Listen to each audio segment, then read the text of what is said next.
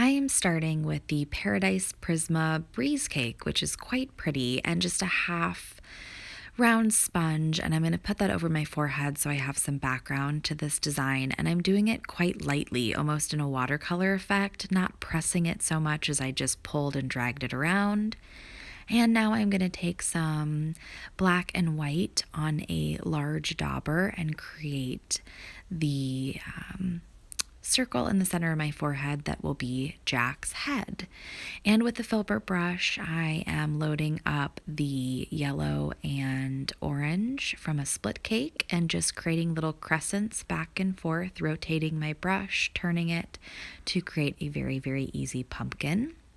And with a small angled brush on the other side, because of course I want Halloween and Christmas side to represent the movie, I am just going to create the Christmas tree in a triangular shape going up my forehead and put a little present next to it as well.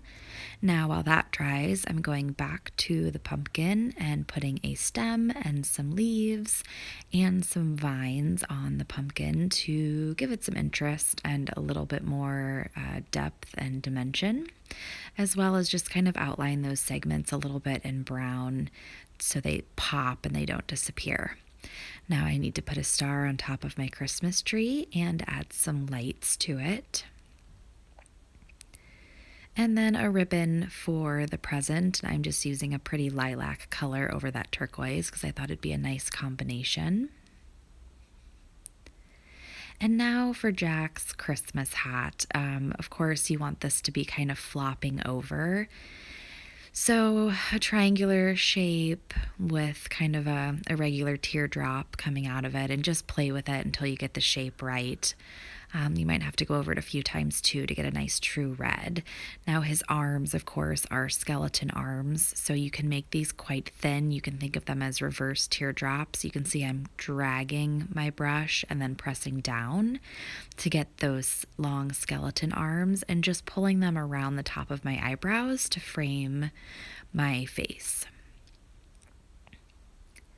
And then on our Halloween side, I'm going to add a couple of bats, and these are pretty simple. You want to start with a circle or a dot, and then just pull little U shapes off from the main dot, and then be sure to give it a couple little ears so that it looks more like a bat than a bird. I'm going to do a smaller one right underneath it as well.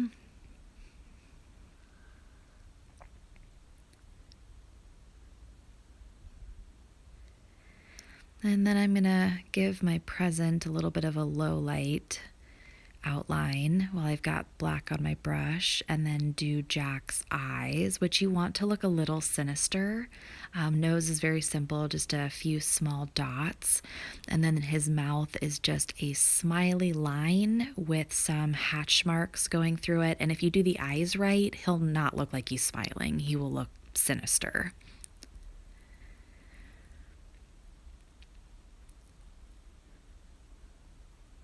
So just some hash marks going down over that line to create his mouth. And then we have to add the white fluff for his Santa hat and his beard. When you're doing the beard, try to drop it just below his head, so where the circle of his head ends, and that way it kind of looks like a fake hanging beard. You don't want it to really go over his mouth or over his face. So add the little fluff on the bottom of the arms as well. And then for his little bone skeleton hands, just take some gray and just kind of wiggle. These can be really irregular so that he looks like bony fingers. And then if you have time, add some white highlights. At an event, I would have stopped by now, but usually, oh, and don't forget the little poof at the bottom of his hat too. And then you can pop in some more fluffy areas like I'm doing. At events for Christmas, usually they're more private events for me rather than public ones, so I would have more time to do a design like this.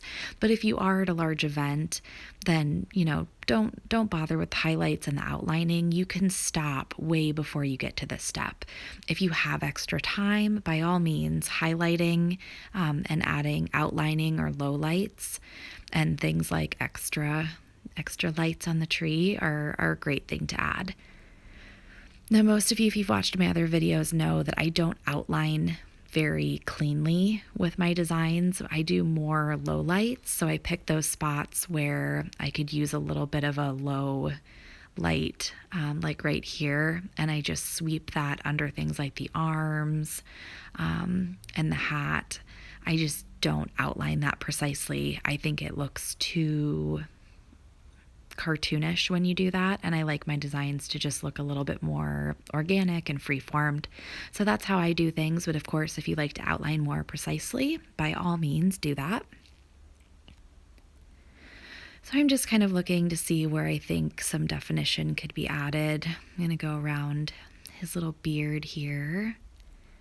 You can see I'm not being too precise, just staying on the very, very tip of my brush and adding some definition. A few more little highlights. And there we go, one of my favorite movies. We watched this so much at Halloween, so I wanted to do this before the holiday season and get a design down. I hope you guys liked it. Please let me know if you have questions, and as always, like and subscribe. Thanks for watching.